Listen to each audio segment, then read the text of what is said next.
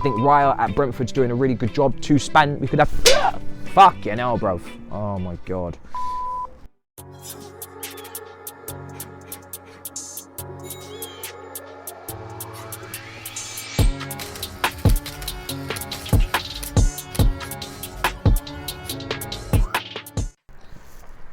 Yo people, welcome back to the YouTube channel. You already know what time it is. It's time for your Leicester City versus Chelsea preview. I'm at my grandma's house today, so I thought let me come outside in a wonderful garden and give you something refreshing, something outside. Do you know what I'm saying? Prime time.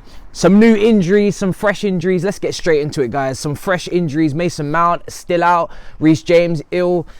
Sterling muscular, maybe slight problems as well. And of course, additional injuries from previous matches in terms of Silva and Kante still not back fit. Mendy and others as well. Broja, of course. So all of that is in the scroll bar down below. And does it really make a difference to the objective? Absolutely not. We still need to go to Leicester and win. We still need to go to that ground and pick up the 3 points. This is very crucial period coming up for us. As we spoke about on All You Can Eat Chelsea, it's very much easy to get yourselves up for a Champions League game at Stamford Bridge when the fans are coming in with the flares and the smoke bombs and the bus is coming in and it's a night game and the crowd are up for it. Can you go back to the trenches? Can you go back to prison? You know, you've had your bail, you've had your tag on the outside, you've had the sunshine hit the back of your neck. Can you now go back to the trenches, go back to the ends, go back to the dark days of the Premier League and pull out the 3 points back to back? A clean sheet as well would be fantastic, and then to go again against Everton. Like I said, I'm looking for 6 points in these next 2 games. I'm not thinking any further forward than that. Just take it one step at a time. Let's get to the international break in March. 2 wins on the bounce and make it 3 in a row in the Premier League with this Leicester game and then the Everton game. 2 winnable fixtures, 2 teams that we should be put into the sword. But let's see if we're up to the task. So, like I said, you know, Leicester City, this team ticks with Maddison, really. It's Maddison or bust. He is going to be available. The contrast is night and day when Maddison is on this pitch. Obviously, we know he's a set-piece threat. Obviously, we know this is a creative force in that 10 position, you know, and he previously as well, earlier in the season, before the lead up to the World Cup, was playing off the right. Iheanacho as well up top, expected as well, has been amongst the goals in recent times. But this Leicester defence, I've been watching Leicester here and there, and their defence is absolutely questionable beyond doubt. They concede truckloads of goals. There's so many individual errors in there as well.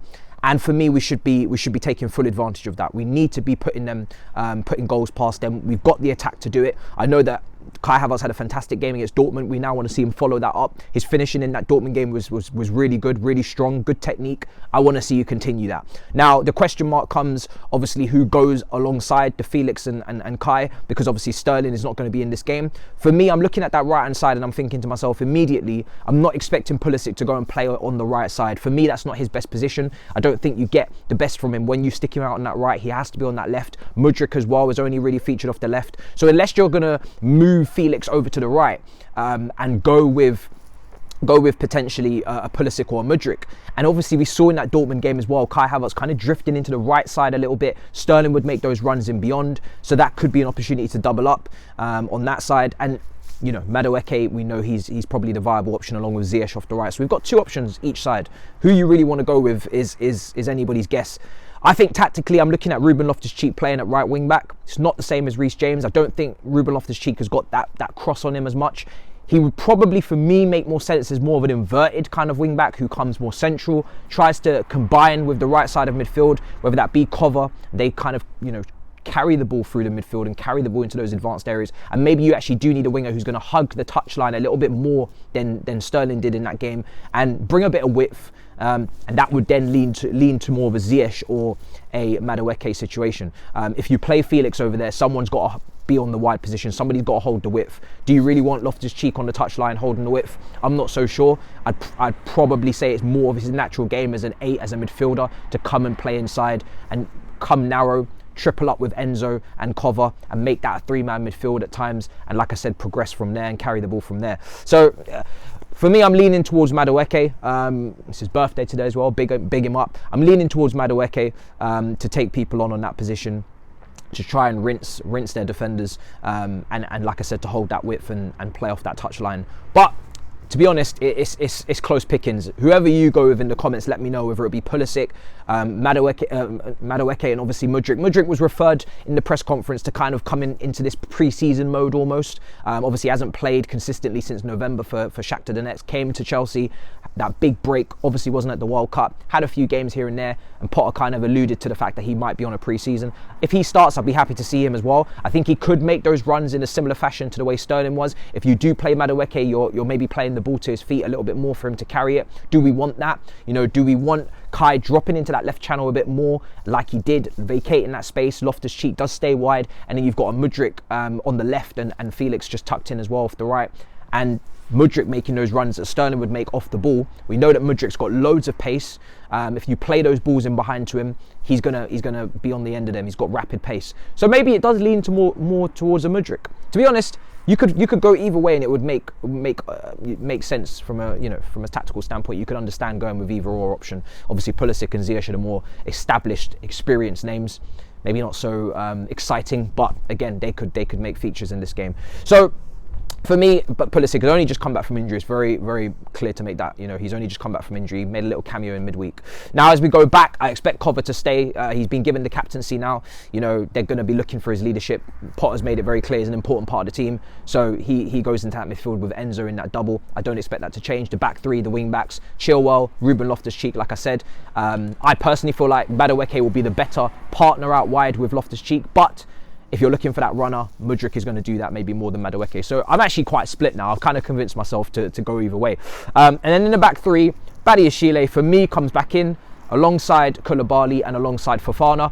I want to keep Badiashile in the team. I don't feel like he deserves to be dropped from the Premier League team. I know he wasn't available for the Champions League. Cucurella had a fantastic performance, but I kind of want to let us manage Cucurella a little bit. We know he's had problems behind the scenes. He's had a great performance, man in the match. No need for me in terms of just like continuously throwing him out there, although it would be great for him to build up a bit of momentum. His passing along the ground was fantastic. I actually want to see Badiashile in this game just to kind of compare and contrast, you know, what he brings in that left side centre-back position in a 3 as opposed to what Cucurella brings in a 3. I think it's definitely more of an even playing field between the two.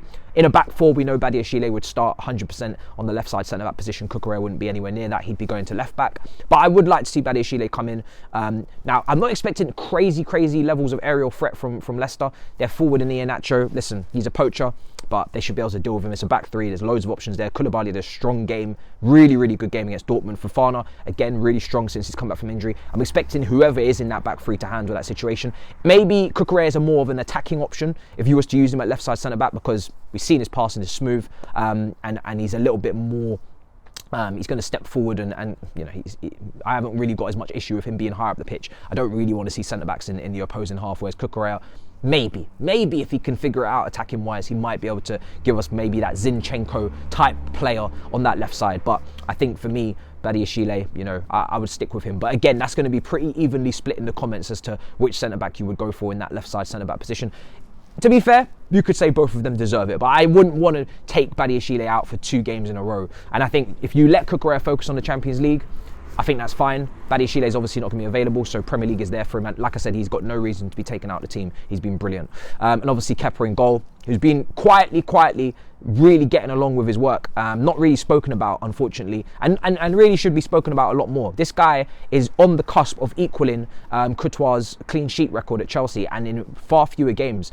And he's been brilliant this season. I think he's got one of the highest save percentages. He made big saves against Dortmund, made big saves in the game against Leeds. He's been very strong for us. Listen, Kepa, this guy his professionalism is kind of road to redemption, needs a lot more credit than I've given it, especially considering the fact that we all saw kind of how his Chelsea career was looking like it was going to implode. He's now with his new missus. We have to thank you. This new soon-to-be wife, I'm sure. Listen, she has changed his life, it seems, because this guy is unrecognizable in some aspects. Now, am I long-term still confident in him being our number 1? For me personally, probably no. Surely because I want to have almost the undisputed perfect goalkeeper, which he's not. I want to have somebody whose cross collection is 100% kind of Petr Cech vibes. I want to have those top corners, you know, stopped from those long shots. But he's doing a very good job, and if he is the one to be probably staying and Mendy to be going, Raya at Brentford is definitely someone to look at as maybe competition. The two Spanish goalkeepers going up against each other next season. So yeah, he's been brilliant. Made some, like I said, big saves midweek, and hopefully another clean sheet, because we have now gone in a 1-0, a 2-0. Maybe we can make it 3-0 against Leicester. My prediction, I'm going to make it 3-0. I'm just going to say it. Put out the positive energy once again, because it worked against Dortmund. Kind of have to try and manifest it as much as possible, but we do need to win this game massively, guys. Desperately need to win. And for me, like I said with Potter, it's slow building blocks. It's slow building blocks. I think people are very quick to kind of, oh my God, apologise. You know, for me, you know, I've said on this channel from the get-go, even when I was, you know, willing to give him more time on that roundabout episode after West Ham and after Fulham and after Dortmund in the first leg, regardless of what opinion you hold and regardless of what my opinion is, I respect your opinion and understand your opinion. And I think it's completely understandable to hold any opinion right now on Potter, considering what he's done and where he is in his current Chelsea career. So I don't really like to see people, you know, trying to point score. I don't think that's necessary. We were on the cusp of potentially sacking him if we didn't beat Dortmund. So it can't be, you know, black and white in terms of, oh, you know, he won now, so he's a god. It doesn't make sense. For a lot of people, he's building back that trust as well as he should for me. And like I said, the board were even considering his position. You know, reports were starting to come out that, you know, he's on his kind of last 2 games if he doesn't fix it up. Hence the formation change maybe to something more pragmatic or something more suited to the team. So if the board were considering it, why can the fans not consider it? It doesn't make any sense. So yeah, happy that he's turned it around a little bit.